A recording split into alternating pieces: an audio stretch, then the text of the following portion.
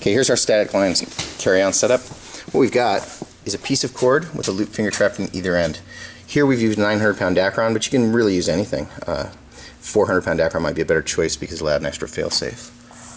On this end, I have a 1/8 inch screw link. Did that intentionally. It's rated to about 220 pounds, so it's an intentional fail-safe point.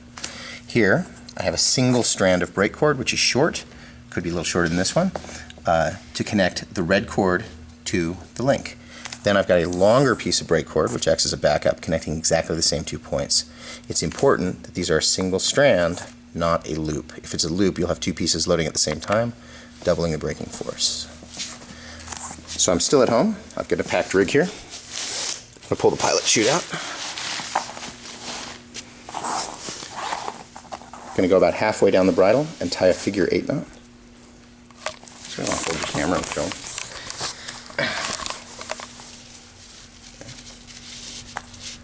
So here I've got a figure 8 knot. It doesn't have to be a figure 8, it can be an overhand knot, but the figure 8 is going to be easier to get out after the jump. I'm going to take the carry-on cord, I'm going to pass it through the loop in the bridle. Then I'm going to pass the link back through the carry-on cord. Effectively what I've done is girth hitch the carry-on cord to the loop in the bridle. Now I'm going to take this link and I'm going to close it loosely. It should not be tight. I want it to be easy to get open when I get to the exit point, but it shouldn't be open enough to snag the mesh in my pilot chute. Just closed. After that, I'm going to repack the pilot chute and put it in the pouch to transport it to the object. You really ought to now mark the rig. Take a tag that says something like static line, or tie a piece of brake cord to it, or do something so you remember this static line setup is inside your pilot chute.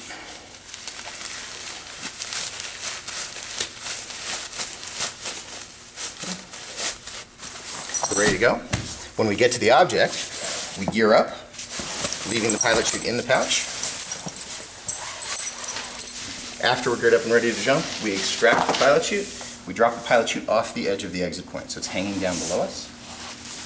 I'm going to take the carry-on cord and I'm going to pass it around whatever my anchor point is. Make sure the anchor port's solid because it needs to take the weight. And then I'm going to screw the screw link back onto the bridle. Make sure it's on the bridle. If you put it on the red cord, it can slide and cross-load. So you want it on the bridle so everything is firm. Then I step over and I exit. When I jump, this whole system goes tight. The first piece of brake cord breaks first. Well, actually, the system goes tight, extracts my canopy to line stretch. This piece of brake cord breaks, then this piece of brake cord breaks. The entire system retrieves with me. The metal link goes this way, the red cord goes that way. Okay. This is intended to have actual fail-safe points. So if something snags, the weakest link is the brake cord. The next weakest link is this 1/8 inch screw link, 220 pounds. The next weakest link is this 900-pound Dacron, which is a good reason to use 400 or 600 pounds. It would be a little weaker, but harder to work with. The bridle is rated to 1,100 pounds, and the bridle attachment point of the canopy is rated to 2,500. So we have all of these cheap pieces that insulate my canopy from damage. If you get to the point where your canopy's bridle attachment is actually tied to the object and rips out, the canopy will still fly. You'll just have a hole in the top skin and about an $800 repair to get it put back in. There we go. You can stop. Where's the